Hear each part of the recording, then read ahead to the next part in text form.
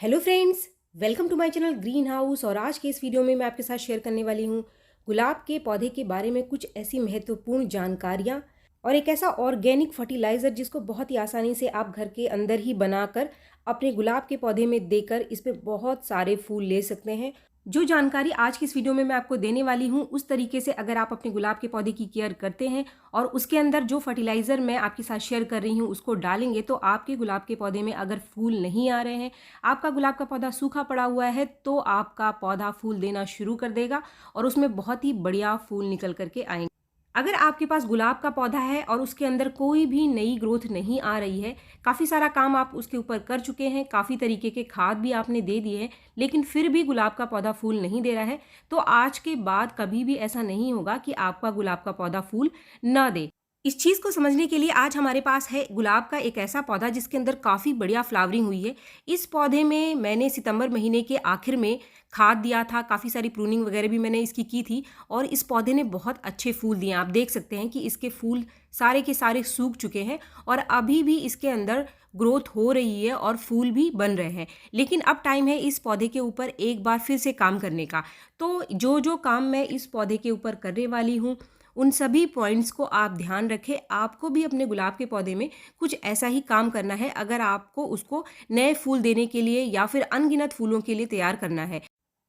Point 1, अगर आपके पास गुलाब का पौधा है और वो फूल नहीं दे रहा है, तो सबसे पहले आप इसकी प्रूनिंग कर दीजिए। प्रूनिंग यानी इसकी जो खराब होती हुई ब्रांचेस है, इसको आप काट करके निकाल दीजिए। अगर आपका पौधा बहुत ज़्यादा घना भी नहीं है और उसकी ब्रांचेस लंबी होती जा रही हैं और आपका पौधा सिर्फ लंबा लंबा होता चला जा रहा है ऊपर की तरफ और बिल्कुल भी फूल निकल कर नहीं आ रहे हैं, तो ऐसे में भी जितनी भी लंबी ब्रांच है आपके पौधे में, उसको ऊपर से आप थोड़ा थोड़ा काट करके निकाल दीजिए। यहाँ मैं जितने भी मेरे फूल सूख चुके हैं उन सभी की जो ब्रांचेस है उनके टिप मैं हटा दूंगी, क्योंकि जब तक ये पौधे के अंदर पड़े रहेंगे तो पौधे में नई ग्रोथ कम से कम आएगी। जैसे ही इन ब्रांचेस को मैं काटूंगी तो पौधा नई ब्रांचेस को बनाने के लिए फिर से एक्टिवेट हो जाएगा और ज़्यादा नई ब्रांचेस निकल कर आएंगी और एक बार पौधा फिर से फूल देना शुरू कर देगा। अगर आपका पौधा एक बार फूल दे चुका है तब भी आपको ये काम करना है। अगर आपके पौधे में एक बार भी फूल नहीं आए हैं तब भी आपको ये काम करना है।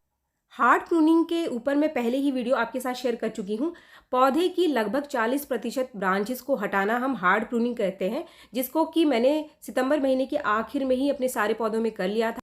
अक्टूबर अच्छा टाइम होता है इसकी हार्ड प्रूनिंग का और इस टॉपिक पर मैंने काफ़ी सारे वीडियो भी आपके साथ शेयर किए थे।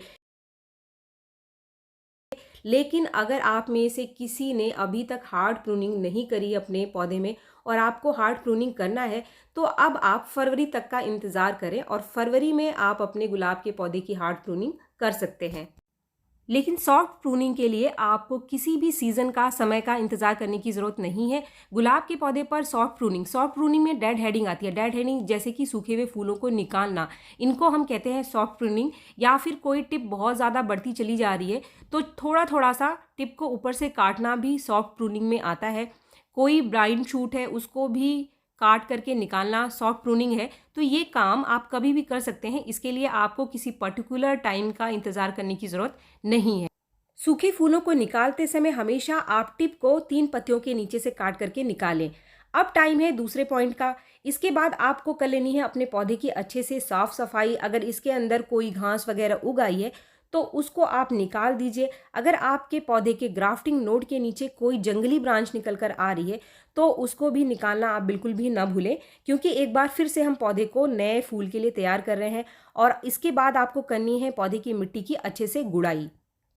इसके बाद तीसरा पॉइंट आता है पौधे का फर्टिलाइजर। कौन सा खाद दोबारा से हम पौधे को दें जिससे कि पौधे के अंदर सारी कमी पूरी हो जाए और हमारे गुलाब के पौधे में अब ज़्यादा से ज़्यादा नई ब्रांचेस निकल करके आएँ।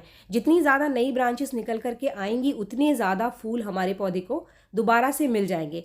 तो इसमें कौन सा फर्टिलाइज़र आपको देना है, ये बहुत ही आसान फर्टिलाइज़र है और इसको बहुत ही आसानी से आप घर में बना सकते हैं। इसके लिए आपको लेना है सबसे पहली चीज़, ये है प्याज का छिलका। प्याज के छिलके से पौधे को भरपूर मात्रा में पोटाशियम मिल जाएगी। इसके साथ ही इसके अंदर आयरन और मैग्नीशियम भी पाया जाता है।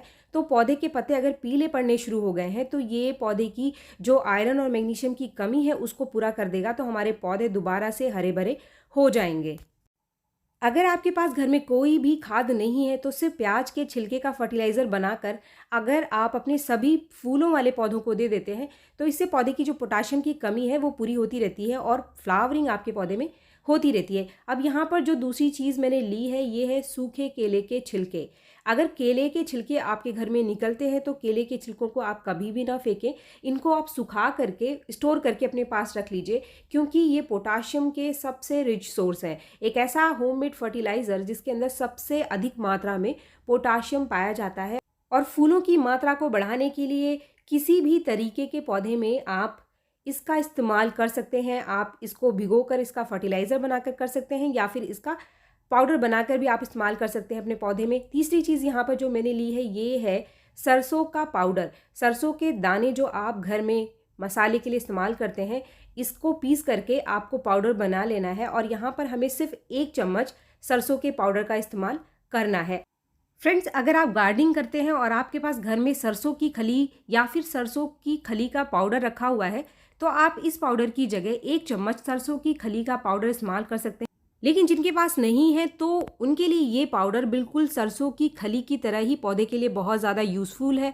अब तीनों को मिलाकर हम बनाने वाले हैं एक कमाल का लिक्विड फर्टिलाइज़र, जो कि आपके पौधे की रुकी हुई ग्रोथ को तेज़ी से बढ़ाएगा और लंबे टाइम से अगर उसके अंदर कोई भी नई ब्रांच नहीं आ रही है, कोई फूल निकल कर नहीं आ रहा है, तो अब इस फर्टिलाइज़र को देने के बाद मात्र एक बार इसको आप डालकर देखो, आपके पौधे में फूल आने स्टार्ट हो जाएंगे।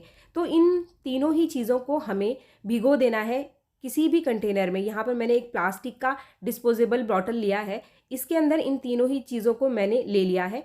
जो छिलके मैंने लिए थे वो 4-5 प्याज के छिलके थे और 4-5 केले के छिलके थे। इसके साथ ही मैंने 1 चम्मच सरसों का पाउडर यहाँ पर ले लिया है और लगभग 1 लीटर पानी में इन तीनों चीज़ों को भिगो करके 1 दिन के लिए आपको इसको ऐसे ही रख देना है।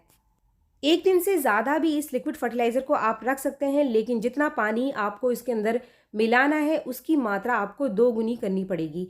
यानी जितने दिन आप इसको भिगो कर रखेंगे उतने गुना इसके अंदर पानी आपको मिलाना पड़ेगा। तो इस फर्टिलाइज़र को आप छान लीजिए। मैं ऐसे ही इसको निकाल लेती हूँ, बस जो छिलके हैं वो इसके अंदर नहीं जाने चाहिए।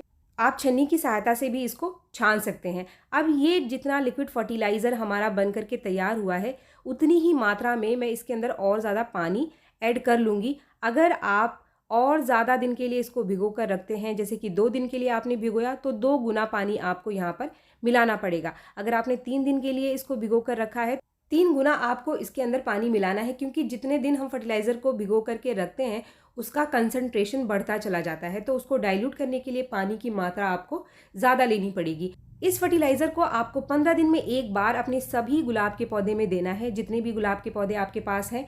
ये जो मैटर बच गया है इसमें दोबारा से आप पानी डालो और अगले दिन फिर से आप किसी और पौधे में इसका इस्तेमाल कर सकते हैं। ये जो फर्टिलाइज़र बन के तैयार हुआ था ये लगभग 1 लीटर से ज़्यादा था और मेरे 2 पौधों में मैंने इनको डाल दिया है। इस फर्टिलाइज़र को अच्छे रिजल्ट के लिए आप दोबारा से 15 दिन बाद फिर से दे सकते हैं, लेकिन इस बीच आपको कोई और फर्टिलाइज़र अपने पौधे को नहीं देना है। फर्टिलाइज़र के साथ गुलाब के पौधे पर अच्छी फ्लावरिंग के लिए अभी इसको आप पूरे दिन की धूप में रखना शुरू कर दीजिए, क्योंकि सर्दियाँ स्टार्ट हो गई हैं। धूप मिलने पर ही गुलाब अच्छी फ्लावरिंग करता है। तो फ्रेंड्स, वीडियो अगर आपको पसंद आया तो एक लाइक ज़रूर करें और मेरे चैनल को आपने अब तक सब्सक्राइब नहीं किया है तो मेरे चैनल को सब्सक्राइब भी ज़रूर कर लें। मिलते हैं मेरे नेक्स्ट वीडियो में, तब तक के लिए थैंक यू।